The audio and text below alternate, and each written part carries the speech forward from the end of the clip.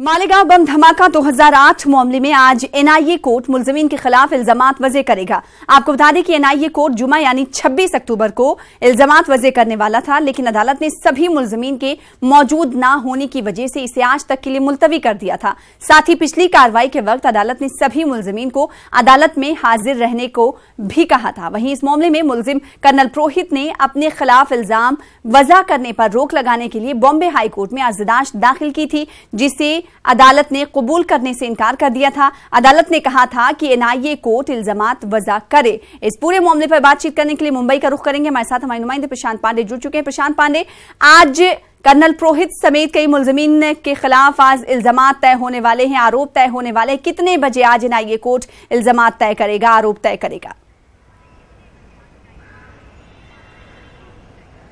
जी बिल्कुल, देखिए सबसे अहम बात मैं आपको बताऊं तो इस पूरे मामले में मुख्य आरोपी के तौर पर साध्वी प्रज्ञा सिंह ठाकुर का नाम है, जो आरोपी क्रमांक 1 पर है। वहीं कर्नल पुरोहित की बात की जाए तो 9वें नंबर पर कर्नल पुरोहित का नाम है। और कुल मिलाकर देखा जाए कि तकरीबन 11 बजे के आसपास जब एनआईए की विशेष अदालत बैठेगी तो अदालत ने पिछली बार ही ये साफ कर दिया था कि सभी आरोपियों को अदालत में हाजिर होना होगा, तब उसके बाद उनके ऊपर आरोप तय किया जाएगा।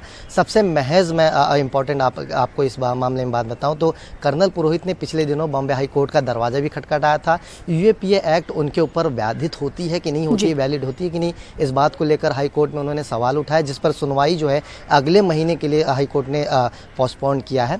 लेकिन जिस तरह का स्टे उन्होंने मांगा था कि चार्जेस फ्रेम की प्रक्रिया जो है उनके ऊपर न लगाई जाए, उस पर उन्हें रोक दिया जाए, उससे हाई कोर्ट ने नकार दिया था और साफ तौर पर स्पष्ट कर दिया था कि निचली अदालत यानी एनआईए कोर्ट जो है अपनी कार्रवाई को आगे बढ़ाएगी। और 11 बजे का वक्त जब होगा सना, जब सभी आरोपी इस अदालत में मौजूद होंगे तो उसके बाद आरोप तय की जो प्रक्रिया है अदालत की तरफ से शुरू की जाएगी। जी 2008 में ये धमाका हुआ था प्रशांत, और ऐसे में आज अदालत जो है आरोप तय करने वाला है। क्या लगता है जो मुलजमीन है, सभी मुलजमीन हैं, उन पर क्या कुछ आरोप तय हो सकते हैं इस धमाका मामले में?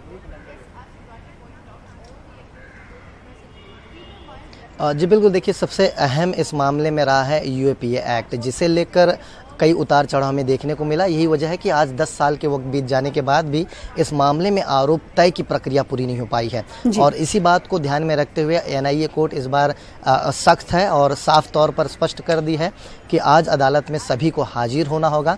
वहीं दूसरी तरफ मैं आपको बताऊं कि जिस तरह से हमने पिछली बार यानी शुक्रवार को 26 तारीख को देखा था, जब आरोप तय करने की प्रक्रिया शुरू करने वाली थी अदालत, तो कई ऐसे आरोपी इस मामले में हैं जो अदालत में मौजूद नहीं हो पाए थे। और ये बिल्कुल अहम होता है कि जब आरोप तय की प्रक्रिया शुरू की जाती है तो उस वक्त आरोपी को अदालत में मौजूद रहना होता है। और यही एक वजह थी कि जिसकी वजह से 26 तारीख की प्रक्रिया को पोस्टपोन करके आज कर दिया गया है। बहरहाल पिछली बार अदालत ने सख्त रूप पे अपनाते हुए कहा था कि जितने भी आरोपी इस मामले में संबंधित होंगे उन्हें अदालत में हाजिर होना होगा।